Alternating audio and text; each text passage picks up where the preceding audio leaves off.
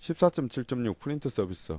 이 프린트 서비스 역시 샌드박스 하에서 프린트를 하기 때문에 사용자에게 먼저 보안 경고를 보여줍니다. 그리고 사용자가 허락을 해준다 그러면 이와 같이 페이지 설정 창을 보여주거나 프린트를 할 수 있게 되는 것입니다. 일단 프린트 서비스 객체를 만들기 위해서 서비스 매니저의 룩업이라는 메서드를 호출합니다. 그래서 프린트 서비스 객체를 생성을 합니다. 그리고 나서 프린트 서비스로 프린트를 하면 되겠습니다. 이때 프린트를 하기 전에 먼저 사용자가 이와 같이 페이지 설정을 해줘야 됩니다. 페이지 설정을 하기 위해서는 프린트 서비스에 쇼 페이지 포맷 다이얼로그라는 것을 띄워줍니다. 이렇게 하면 이 페이지 설정 다이얼로그가 뜨게 됩니다. 이때 기본적인 페이지 포맷에 대한 설정을 해줘야 되기 때문에 프린트 서비스에 기본으로 설정되어 있는 페이지 포맷을 얻어냅니다. 그래서 get default page라고 해서 기본으로 설정되어 있는 페이지 포맷을 얻어서 이 창을 띄울 때 그것을 매개 변수로 넣어줍니다. 이렇게 하면은 기본적인 설정이 되어서 이 페이지 설정 다이얼로그가 뜨게 됩니다. 그래서 우리가 확인을 눌러주면은 프린트 서비스에 사용자가 지정한 페이지 포맷이 지정되게 됩니다. 그 후에 프린트 서비스에 프린트 메서드를 호출해서 프린트를 하면 되겠습니다.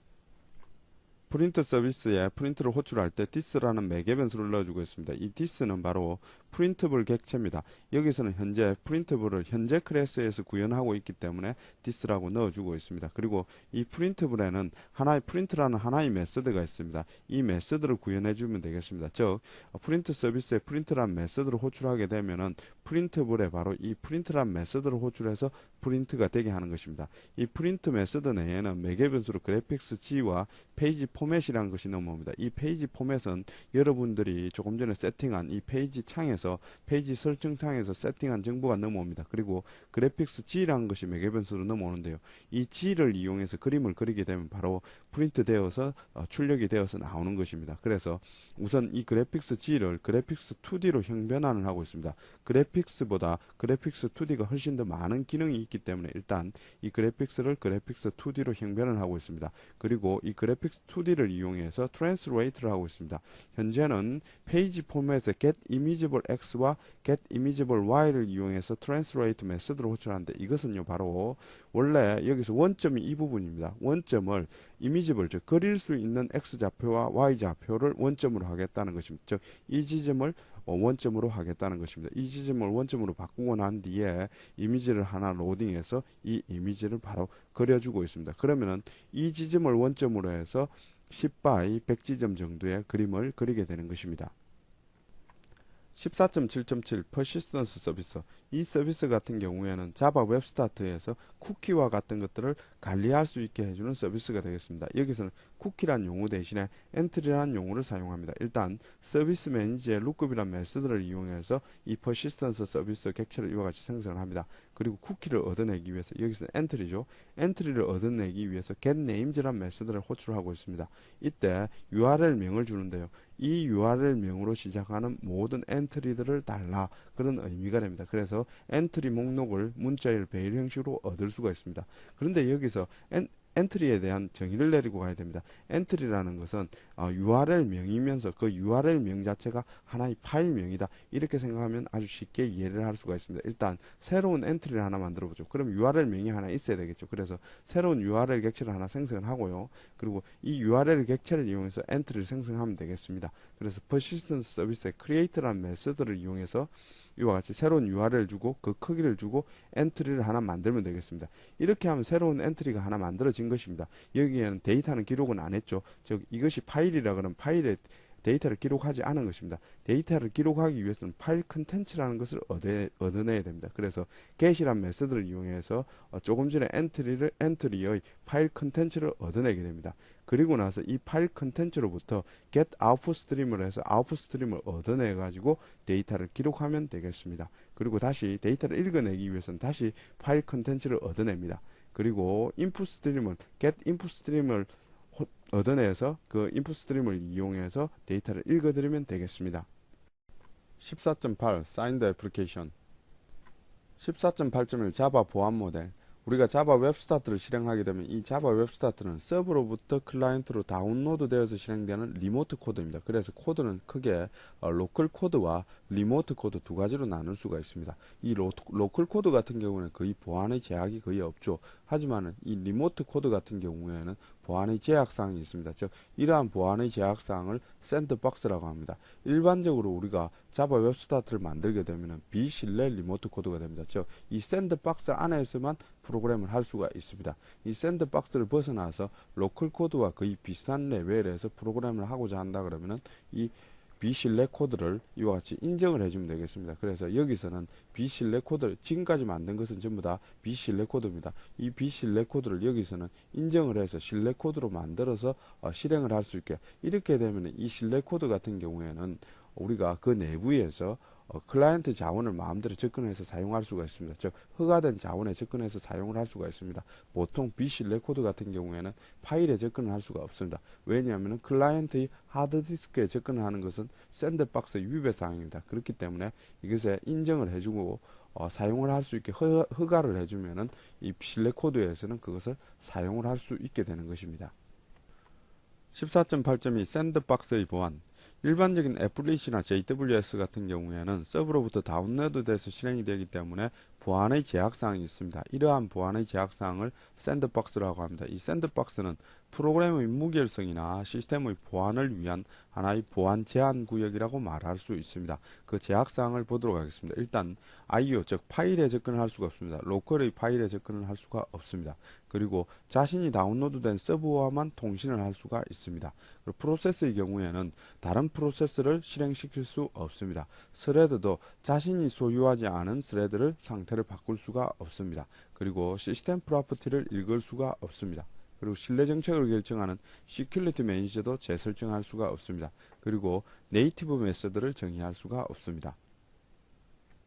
14.8.3 단계 1 어플리케이션 작성. 먼저 보안이 위배되는 로컬 자원에 접근하는 예제를 만들어 보도록 하겠습니다. 일단 여기서 어플리케이션을 하나 작성하는데 액션 퍼폼도, 즉 버튼이 눌러지는 순간에 파일에 접근을 하고 있습니다. 즉 로컬 파일 C 드라이브에 있는 a.txt라는 파일에 접근을 해서 파일을 하나 기록을 하고 있습니다. 그리고 파일을 닫아주고 있습니다. 이 코드 같은 경우에는 일반적인 JWS에서는 보안이 위배 사항입니다. 즉 로컬의 IO를 사용을 한 것입니다. 그래서 이 코드를 실제 실행을 해보면 보안이 위배되는 것을 확인할 수가 있습니다.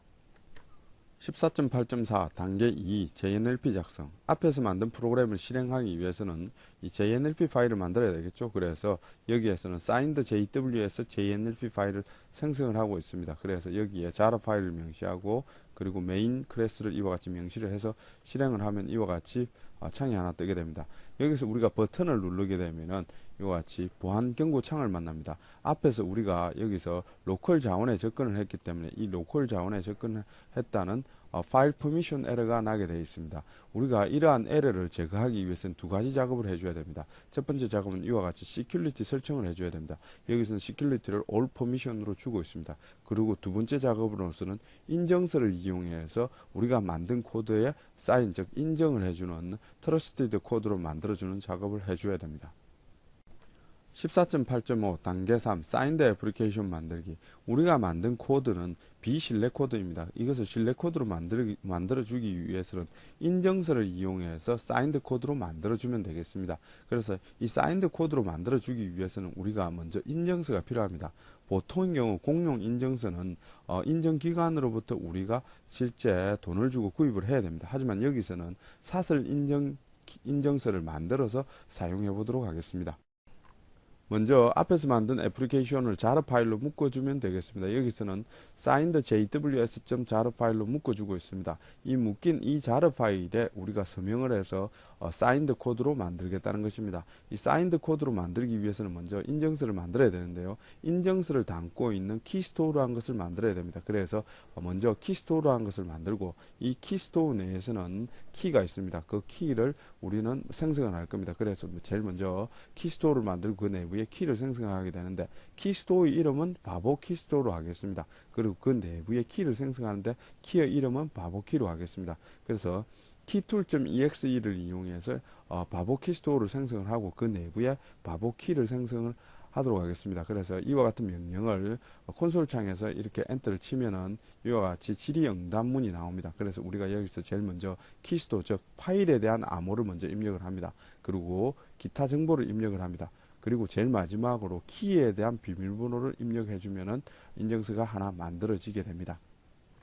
인증서가 만들어졌다면 이 인증서를 이용해서 우리가 앞에서 만든 자르 파일에 사인을 해주면 되겠습니다. 그래서 사인드 코드로 만들어주면 되겠습니다. 사인드 코드로 만들기 위해서는 자르 사이너.exe라는 파일이 필요합니다. 그래서 자르 사이너.exe를 이용해서 바보 키스토어 안에 들어있는 바보 키를 이용해서 사인을 하겠다는 signed jws.jar 파일에 사인을 하겠다는 의미가 됩니다. 이때 키스토어의 비밀번호와 키의 비밀번호를 입력을 해야 됩니다. 그래서 이렇게 입력한 뒤에 인정을 하면은 이와 같은 signed jws.jar 파일이 다시 생성이 됩니다. 그래서 원래 signed jws 파일은 1.9K 정도 되었는데 이것을 사인을 하고 나서 인증서를 첨부하게 되면은 3K 정도로 늘어나는 것을 확인할 수가 있습니다.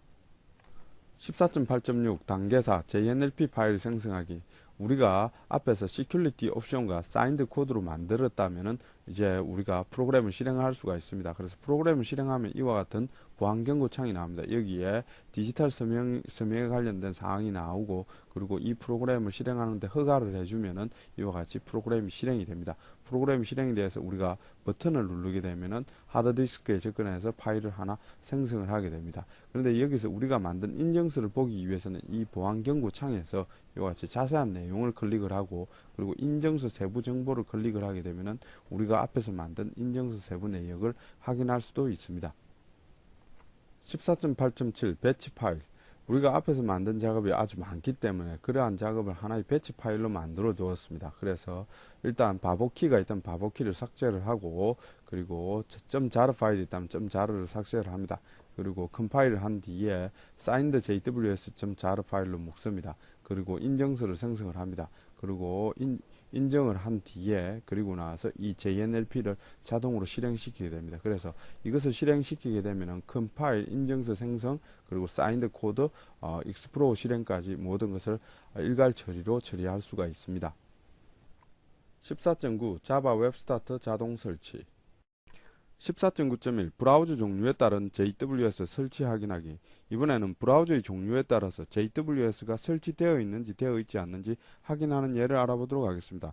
이 브라우저에서 JWS가 설치되어 있는지 확인을 해야만이 JWS를 구동시킬 수가 있습니다. 그래서 넷스케이프와 인터넷 익스플로러를 분리시켜서 JWS 즉 1.4 이후의 JRE가 설치되어 있는지 확인해 보도록 하겠습니다. 먼저 넷스케이프에서는 JWS의 버전은 확인할 수 없습니다. 다만 이 JWS가 사용하는 이 JNLP의 마임 타입은 확인을 할 수가 있습니다. 그래서 JNLP의 마임 타입을 확인해 보고 JWS가 설치되어 있는지 안 되어 있는지 확인해 보면 되겠습니다. 만약 인터넷 익스플로러라고 한다 그러면은 크리에이트 오브젝트로 각 버전에 맞게끔 이와 같이 각 버전에 맞게끔 크리에이트 오브젝트를 해보고 그것이 오브젝트가 생성되면은 해당 버전이 설치된 것으로 보면 됩니다. 그래서 그 이후에 기타 버전도 확인해 보면 되겠습니다. 여기서는 디폴트 버전과 그리고 1.4 버전을 확인을 해보고 있습니다. 14.9.2 방법 1 써넷에서 제공하는 사이트 이용.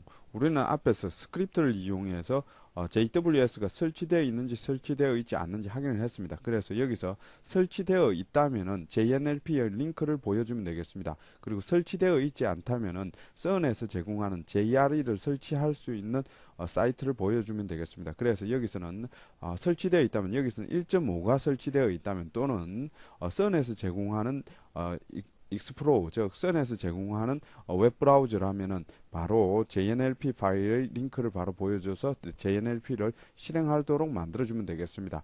그렇지 않다면 즉 설치되어 있지 않다면 JWS가 설치되어 있지 않다면 써넷에서 제공하는 JRE를 설치할 수 있는 링크를 보여주면 되겠습니다. 이때 두 개의 매개 변수를 던져주는데 패스와 페이를 던져주는데 패스는 만약에 이 사이트로 보냈는데 설치되어 있는지 확인해서 설치되어 있다면은 바로 JNLP를 실행하도록 만들어줍니다. 그리고 설치되어 있지 않다면은 JRE를 다운로드해서 설치할 수 있는 링크로 바로 보내줍니다. 그래서 설치되어 있다면 바로 JNLP를, 설치되어 있지 않다면 선에서 제공하는 사이트를 이용해서 JRE를 설치해서 JNLP를 실행하도록 만들어주는 것입니다. 14.9.3 방법 2 자동 다운로드 액티브X를 이용. 이번에는 자동으로 다운로드 되어서 실행이 되는 액티브X를 이용해서 JRE가 설치되어 있다면 JNLP를 실행하고 JRE가 설치되어 있지 않다면 설치 메시지를 보여주는 예를 보도록 하겠습니다. 이 액티브X 같은 경우에는 거의 그대로 이 구문을 그대로 복사해서 사용하시면 되겠습니다. 여기서 이 코드 베이스를 정확하게 지정만 해주시면 되겠습니다. 이 코드 베이스에서 각각의 버전에 따라서 이 캡 파일이 달라집니다. 그래서 각각의 버전에 맞게 여러분들이 적절한 캡 파일을 여기에 명시해 주면 되겠습니다. 그래서 버전에 따라서 이 캡 파일이 달라지게 됩니다. 그리고 파람으로 여기 app란 것을 넣어주는데 이것은 뭐냐면은 설치되어 있다면 바로 이 JNLP를 바로 실행하도록 만들어 줍니다. 그래서 설치가 되어 있는지 이 액티브X에서 자동으로 확인을 해서 JNLP를 바로 설치가 되어 있다면 바로 JNLP를 바로 실행하게 됩니다. 만약 설치되어 있지 않다면 설치 메시지를 바로 보여주도록 되어 있습니다.